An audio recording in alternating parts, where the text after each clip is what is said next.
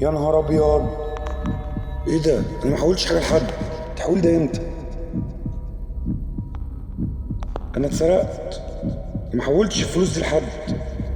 السلام عليكم ورحمة الله وبركاته. المشهد اللي انت شفته ده ممكن يحصل لأي حد فينا لو موبايله مخترق وهو مش حاسس. عشان كده بقول لك ده أهم فيديو ممكن تشوفه في حياتك. الاختراق مش بس صور وفيديوهات، ده سرقة حسابات وبنوك.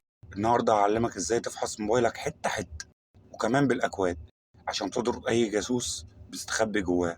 يلا بينا نبدأ مع الشرح. الشرح هيكون جزئين، جزء بالأكواد وجزء ندور على التطبيقات جوه. وأول حاجة هعلمها لك هي كشف الهوية. افتح لوحة المفاتيح واكتب الكود اللي انت شايفه قدامك، نجمة شباك 62 شباك، واعمل اتصال.